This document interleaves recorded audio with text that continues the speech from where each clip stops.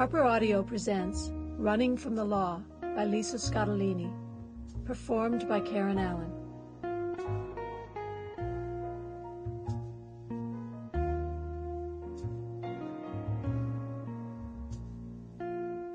Any good poker player will tell you the secret to a winning bluff is believing it yourself.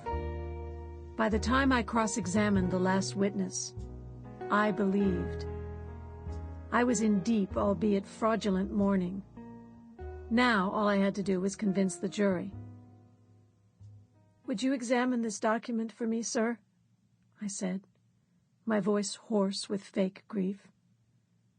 "You want I should read it?" Frankie Costello, a lump of a plant manager with a pencil-thin mustache, asked. "No, I want you should make a paper airplane." "Yes, please." I snuck a glance at the jury. A few returned my gaze with mounting sympathy. The trial had been postponed last week because of the death of counsel's mother, but the jury wasn't told which lawyer's mother had died.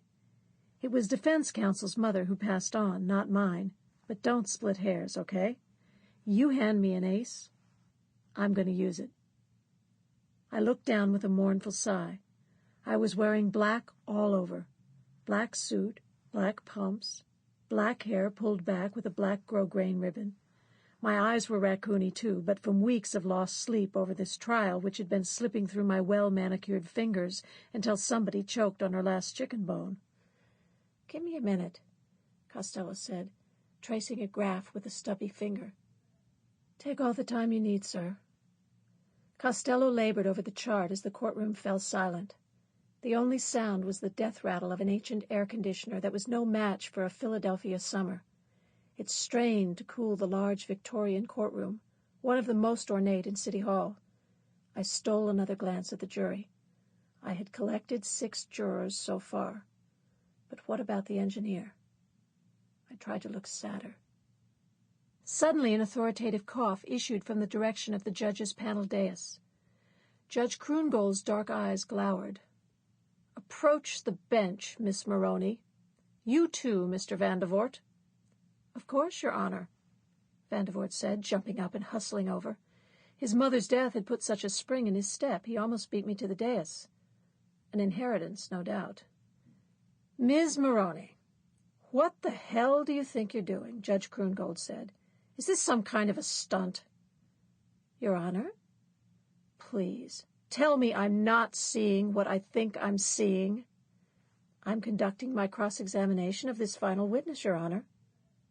The judge's liver-colored lips set in a determined line.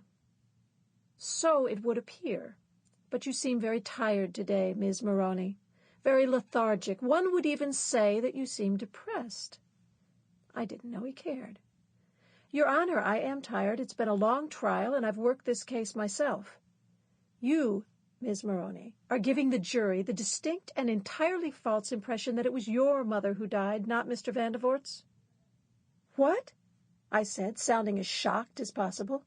At the same nanosecond, a quart of adrenaline dumped into my bloodstream and a familiar rush surged into my nerves. Believe. "Your Honor, I couldn't even begin to do such a thing. Who can divine what a jury is thinking, much less attempt to control it?" Judge Kroongold's eyes glittered. "Oh, really? Then you won't mind if I suggest to the jury that the death was in Mr. Vandervoort's family, not yours?" Shit. Was he bluffing too? This game could cost me my license to play cards. Practice law. "On the contrary, Your Honor, I would object to any attempt to gain the jury's sympathy for male counsel, whom you are clearly favoring. In fact, I move that you recuse yourself immediately on the grounds that you're partial to defense counsel, sir." Judge Kroongold reddened. "Recuse myself? Step down? On the last day of trial?" Up the ante. "Yes, sir. I wasn't sure until today, but now you've made your sexism quite clear." "My sexism?" He practically choked on the word, since he fancied himself a liberal with a true respect for women, like Bill Clinton. "Are you denying my motion, Your Honor?" "I most certainly am. It's absurd, frivolous. You'd lose on appeal." Judge Kroongold shot back. Sample complete. Ready to continue?